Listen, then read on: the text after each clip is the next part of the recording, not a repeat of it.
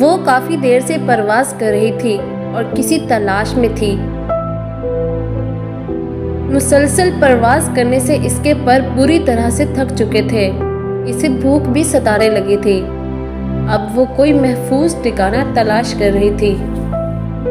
کافی دیر کے بعد اسے ایک گھر نظر آیا، جہاں صحن میں ایک چھوٹی سی بچی ادھر ادھر چھوٹے چھوٹے چوزوں کو دانہ ڈالنے میں مصروف تھی۔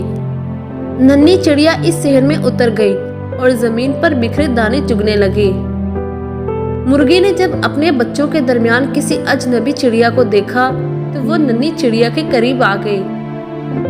چڑیا اس کی آنکھوں میں چھپے غصے کو بھانپ گئی۔ اسی لمحے وہاں ایک بلی نمودار ہوئی۔ مرغی اور بلی دونوں چڑیا کو ایسے دیکھ رہے تھے جیسے کوئی فتح حاصل کر لی ہو۔ ننھی چڑیا دونوں کے ارادوں کو سمجھ چکی تھی۔ چڑیا ابھی ان دونوں کو دیکھ ہی رہی تھی کہ اچانک وہاں ایک اور شکاری آ پہنچا۔ وہ ایک کتا تھا۔ چڑیا کو دیکھ کر اس انداز میں بھونکنے لگا جیسے مرغی اور بلی کو بتا رہا ہو کہ یہ نیا مہمان صرف میرا ہے۔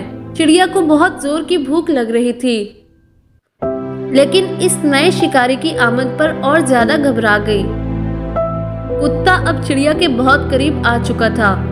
چڑیا کو فوراً کوئی محفوظ جگہ تلاش کرنی تھی۔ وہ خونخوار آنکھوں والا کتا چڑیا پر جپٹنے ہی والا تھا کہ چڑیا پھرتی سے اڑ کر صحن میں موجود کھڑکی پر آ بیٹھی۔ چڑیا کھڑکی کے ایک کونے میں بیٹھ گئی۔ اس کا چہرہ خوف کی شدت سے زد ہو گیا تھا۔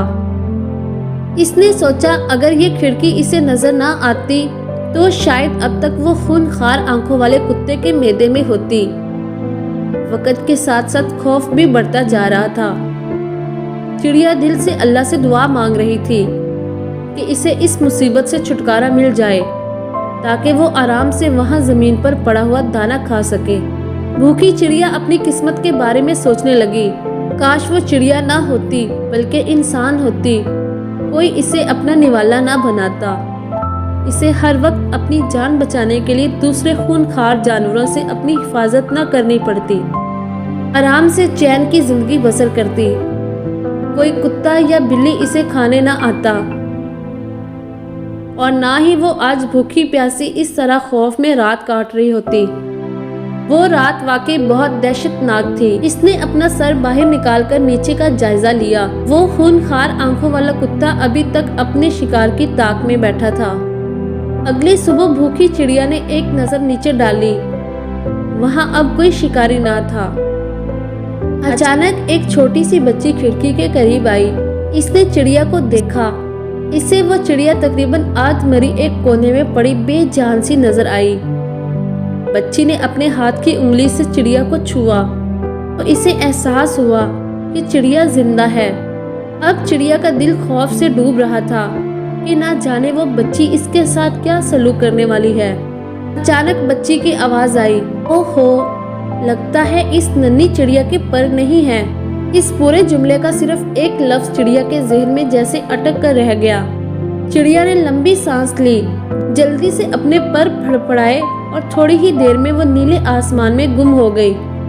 وہ نادان چڑیا اب تک بھولی ہوئی تھی کہ اللہ نے اسے پر کی نعمت سے نوازا ہے جو انسان کے پاس نہیں ہے۔